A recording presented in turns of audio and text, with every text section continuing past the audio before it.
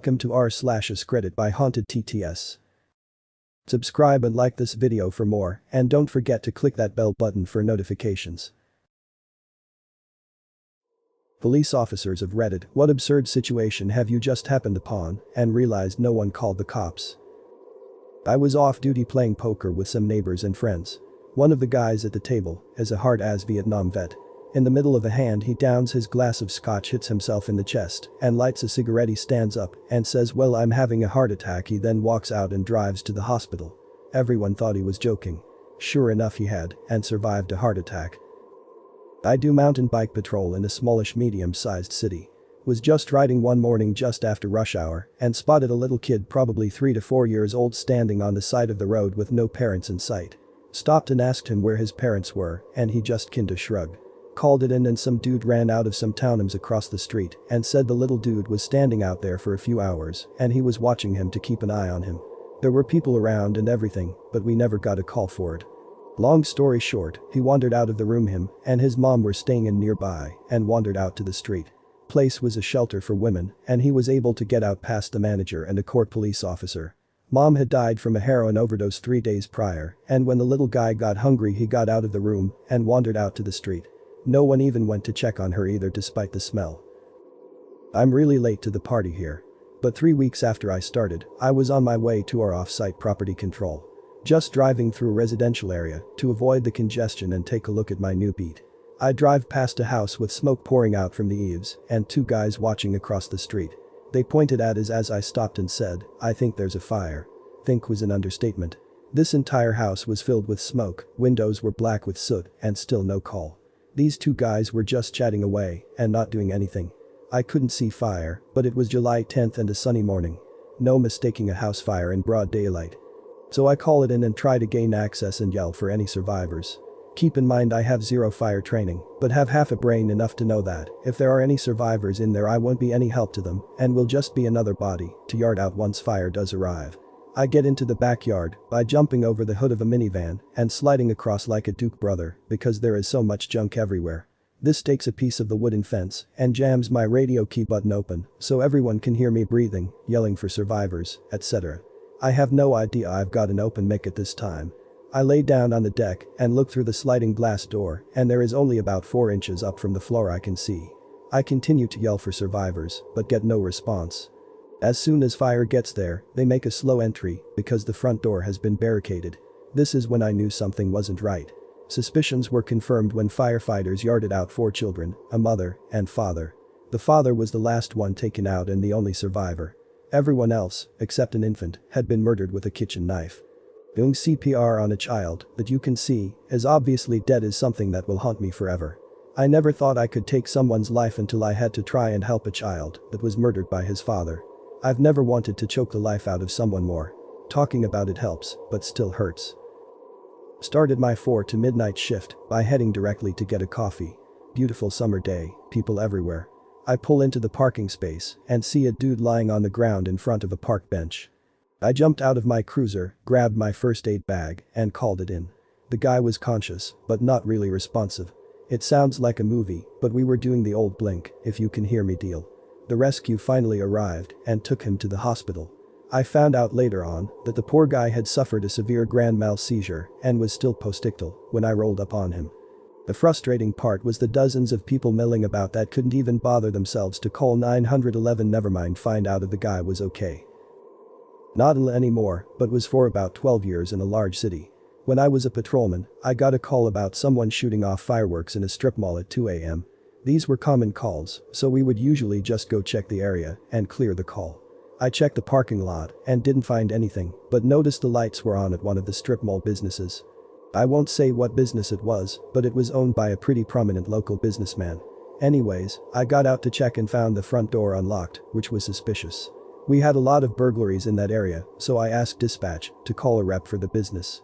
I was clearing the building and found the owner and several other people, all really prominent, in a back room where a poker table was set up. One of the guys was sitting down and had a pile of coats in his lap, which was really weird, and he was acting like he was in pain. I saw blood droplets under his chair and asked him what was wrong. He broke down and moved the coats, then revealed he had a gunshot wound in his thigh. Long story short, these guys had a high-stakes poker game every week and someone tried to rob it and things went sideways.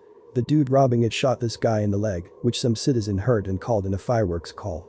The guys involved in the game weren't going to call the cops and were arranging to have a doctor come treat him off the books. Gambling is illegal in the state I worked in, but we honestly wouldn't have given a SHT. We actually caught the guy that did it, but the DA wouldn't prosecute because the victim witnesses didn't want to testify or be involved. The victim recovered fine. One of the guys who I interviewed told me that they were robbed of over $30,000. So many.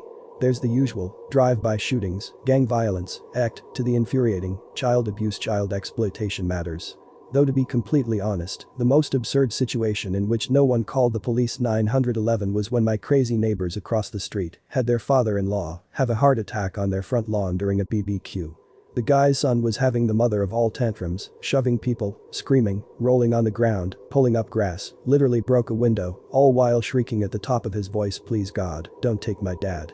The other relatives allowed this spectacle to unfold before their eyes while they formed a semicircle around this dude's seemingly lifeless corpse. I finally looked out my window, opened it, and shouted if anyone had called 911. Got around 20 blank stares. I called for them, and the crazy son tried to attack the paramedics while they were loading his dad into the ambulance. Called the cops for them too. Common sense really isn't all that common. Former Leo worked a late shift and was driving home and decided to stop for some breakfast at Waffle House. I noticed a few people flagging me down as I pulled into the parking lot, which was shared by an auto repair shop. They point me to the back, so I pull over and turn my spotlight on. On the back side of the repair shop there was a dumpster, and there was a man laying down beside it behind the fence. I could see his feet.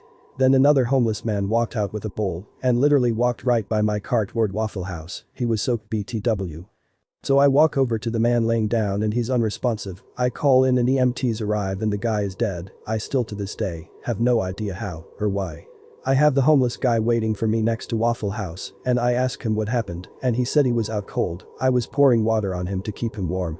Video from the auto shop shows guy walking and collapses next to dumpster. He wasn't shot or anything, so who knows, heart attack, stroke, something, and for 45 min. This homeless man walked over to a water hose beside the Waffle House, filled a bowl up and poured water on him because it was slightly cool outside and he didn't want him to get too cold. Water was cold faucet water BTW. Literally nothing ever came close to the weirdness of that night in my entire career. My uncle is a cop and likes to tell us about how in the 90s in Philly there was an area so poor and ghetto most cops just avoided it unless there was a call. Well, that's where he lived because rent was cheap and he was a 6'3" 240 former minor league linebacker. Yes, it's a thing. Here, I've googled it for you since you guys apparently can't figure that out.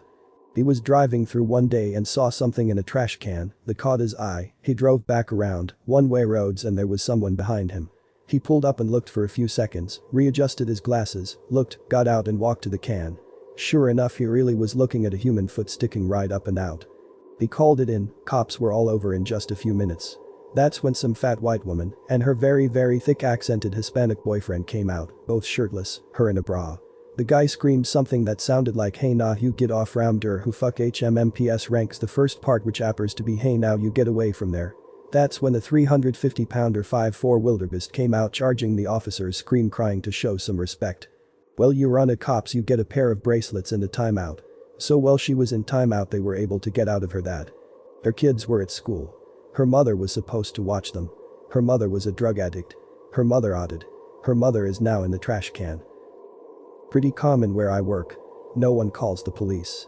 Probably the most extreme was a shots fired call, extremely common, on a certain street that we really don't go down without backup. We drive through and don't see anything, then maybe 10 minutes later we get an anonymous call about a shootout inside a vacant house. We find the door wide open, covered in blood. We make entry and find an absolute bloodbath. Blood, drugs, and casings everywhere. We recover an Alaska pistol that had been fired. There was evidence people had been dragged out. We only got the one call about it and no one showed up at a hospital later, shot. That's a good story. Why was he hanging on to coats? Years ago, I was at a wedding and the groom was a cop. There was a guest at the wedding who was the +1 of a friend of the bride. The reception was so much fun, with several hours of open bar at a big hotel. The +1 guest was walking around, inviting people to go out to his car to smoke a joint. At one point, he walked up to a couple guys and invited them, to which they responded, "No thanks, we're cops." That was a fun night. Not a cop, I'm a paramedic, but I think this fits. My partner and I were at our post, which was in the parking lot of a strip mall that had a bunch of stores and one bar which was known to be pretty sketchy. My partner was taking a little nap, it was around 1 a.m, and I was watching a movie on my phone, waiting for a call. Eventually I notice a few people coming out of the bar and just sort of lingering in the parking lot. A few more people come out, one lights up a cigarette and they all just stand around. I go back to my movie, and 20 minutes later I notice there is now a much larger group lingering outside of the bar. Nothing strange was happening, but I thought it was weird that they'd all been there for so long, so I decided to check it out. I woke up my pissed off partner to have him pull our rig closer to THED group. As we approach with our lights on, the group notices us and starts to break apart. A few people scatter, and I see that in the middle of the group there is a person on the ground motionless. My partner and I jump out and ask what's going on. Somebody in the group goes, "This guy is wasted, he just stumbled out here and fell asleep on the ground." I shout to the man on the ground and he doesn't respond. I check for a pulse and there is none. I start CPR. Well, my partner gets our jump bag and notifies dispatch. For a full 30 minutes, people had just stood around looking at this dead guy on the ground, some smoking cigarettes, none doing anything about it. There wasn't even a noticeable commotion. Nobody asked if he needed help or called anybody, and they probably never would have. The guy was cool to the touch by the time we got to him, down for at least 30 minutes, we went through the motions, but there was no saving him. We transported and he was pronounced at the hospital within 15 minutes. How hard is it to ask someone if they are okay? Or to dial 911? How was not one single person in that group not alarmed by seeing a man sleeping on the ground in a parking lot? I've had similar variations of this scene happen at least 3 times while on duty. People just don't care. Not a cop, but this question reminds me of this absurd situation on Cops, where they get flagged down by a lady who says she got ripped off trying to buy crack. The best part is the end of the video with a surprise twist. Not Leo, but investigate issues in child daycare centers. Staff members duct taped a 1-year-old toddler to a chair because they wouldn't sleep at nap time. One staff member witnessed the other staff do this to the child. 3 other staff saw the child taped to the chair. The owner saw it as well. No one said anything or reported to police. My office is civil, not criminal. I called the local jurisdiction and submitted all documentation I had found. The parent picked up the child and couldn't figure out why the child's clothes had a sticky residue on them. Boy, was she surprised when she learned what happened to her baby. Obligatory not a cop. Went for a walk with my folks about 12 years ago, small town, went through a tobacco farm. Found a bone, looked like a femur, poking out of the dirt road. Called the cops and showed the cop what we found. He took it, not bagged, no statement, and said he knows a guy who can take a look at it. Never heard anything else about it. My first year on the job, I was patrolling in a frat house neighborhood near a big Midwestern college. It was a Friday night on a football weekend, so we had our eyes peeled for any gatherings that looked potentially chaotic. Sure enough, we pulled onto one smaller block with a narrow street where there were no less than 5 simultaneous keg stands happening right in the middle of the road. Several neighbors were looking out their windows with angry looks, but clearly none of them cared enough to get any of us on the horn. Good thing we stopped by, because several dumb kids were passed out and needed medical attention immediately. But wait, it gets better. Of the several intoxication arrests I made that night, one of them happened to be the daughter of one of my dad's best buddies. They had been roommates at that exact same college years before. That arrest, which wasn't her first one, caused her to get expelled from the college, and word somehow got back to my dad that I was the cop who had randomly stopped by and made the arrest. When I went to my parents' house for dinner the following week, my dad greeted me by beating me senseless with a pair of jumper cables. My co-worker's story of how he found out he had a heart defect, I forget what it exactly was, jumps out to me. He used to ride his bike to work all the time at his old job. One day just on his to work he drops on the side of the road, fainted. He was out for an hour or so before he came to. He was pretty beat up, nothing major, but cuts and bruises everywhere. When he came to, no one was around him, people driving by, people walking around. No one stopped to help, no one stopped to call an ambulance. He went to the doctor and got surgery done for an artificial heart valve.